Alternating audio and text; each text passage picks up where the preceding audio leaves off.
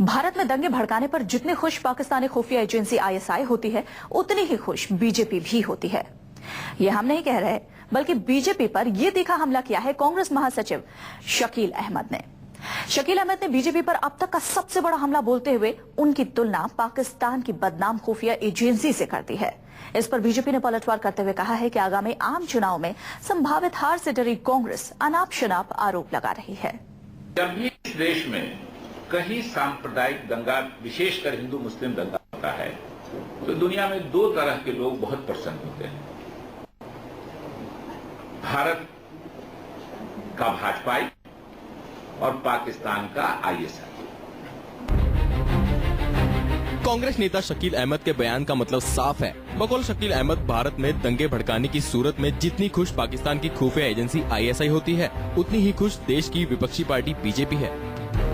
हालिया दिनों में कांग्रेस के किसी नेता का बीजेपी पर यह सबसे बड़ा हमला है। शकील अहमद ने पहले माइक्रो ब्लॉगिंग साइट ट्विटर पर लिखा और फिर उस लिखे को बोलकर बीजेपी पर कर दिया। अब तक का ये सबसे बड़ा हमला है। जरा सुनिए शकील अहमद ने किस अंदाज में बीजेपी की तुलना पाकिस्तान की खुफिया एजेंसी से की।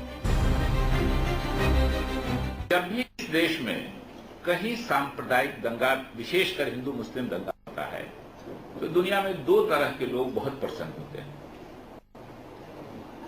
भारत का भाजपाई और पाकिस्तान का आईएसआई। कांग्रेस के इस वार पर बीजेपी की ओर से पलटवार होना था, सो हुआ भी।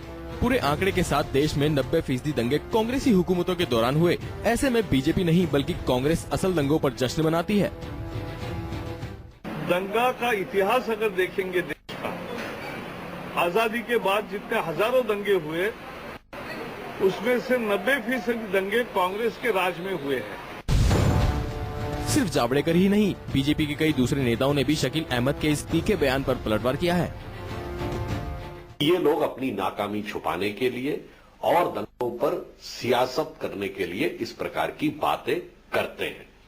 रही बात आईएसआई की, तो ये किसी से छुपा नहीं है कि कांग्रेस के दौरे हुकूमत में आईएसआई को जितना फलने फूलने का मौका मिला है, तो निश्चित रूप से इस बारे में तो कांग्रेस को पहले अपने गिरेबान में देखना होगा। देखिए, ये समाज को बांटने की काम कर रहे हैं।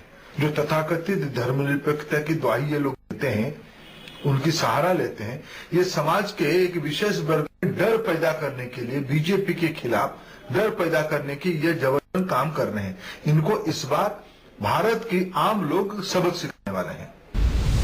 सवाल बीजेपी पर निशाना साधने का हो या मुद्दा सेक्युलरिज्म का हो, तो भला मोदी के नाम पर बीजेपी से 17 बरस पुराना रिश्ता तोड़ने वाली जेडीयू कैसे चुप रह सकती है? सो सीधे तौर पर नहीं, लेकिन घुमा फिरा कर कांग्रेस नेता शकील अहमद के बयान को सही ठहराने की कोशिश में नजर आ रही है जेडीयू। अब हिंदू कट्टरवाद जो है इस्लामिक कट्टरवाद को मदद करता है, इस्लामिक कट्टरवाद जो है हिंदू कट्टरवाद को मदद करता है। अब देखने में ऊपर से ऐसा लगता है कि दोनों एक दूसरे के विरोधी हैं, लेकिन हम लोगों का जो इतिहास है और इतिहास में जो घटनाएं हैं वो भी इस बात को साबित करती हैं। अब सवाल उठता है कि शकील अहमद का बयान कितना जायज है? क्या वाकई दंगों पर बीजेपी खुश है? क्या आईएसआई और बीजेपी की सोच एक जैसी है? क्या बीजेपी की आईएसआई से तुलना सही है?